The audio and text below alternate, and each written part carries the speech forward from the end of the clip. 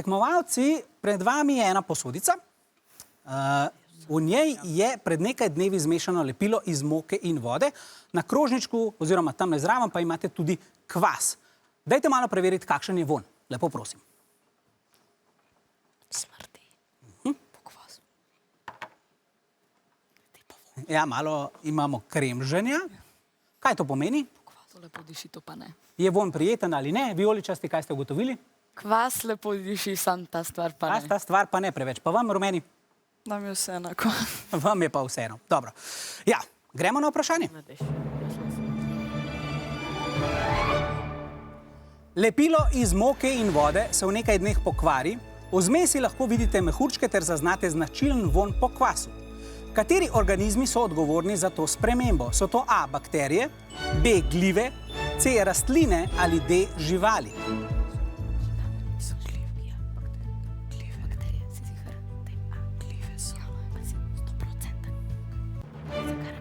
Rumeni so izbrali odgovor B, glive, vijoličasti pa A, bakterije. Kako samozavestni ste glede svojega odgovora? Tukaj ste stavili brihtoline, rumeni.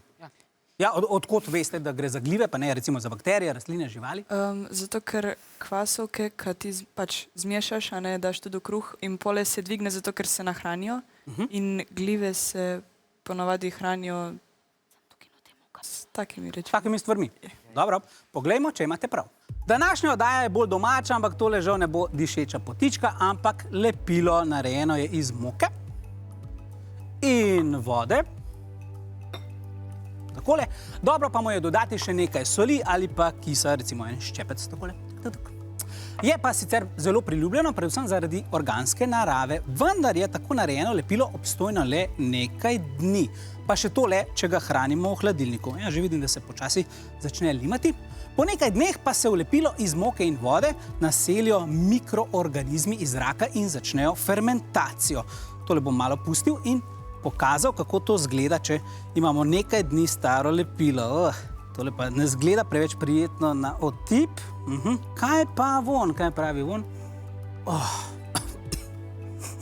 Pa tudi ne preveč. Enak proces poteka pri vzhajanju kruha, tam kvasovke pretvarjajo škrob iz moke v etanol in ogljikov dioksid. Slednji poskrbi za vzhajanje kruha in mehurčke v našem lepilu. Ko kupimo kvas, torej držimo v roki kupček kvasovk, tule ga imam, ki pa spadajo med enocelične glive. Pravilen je res odgovor B, ki je 10 točk prinesel rumenim.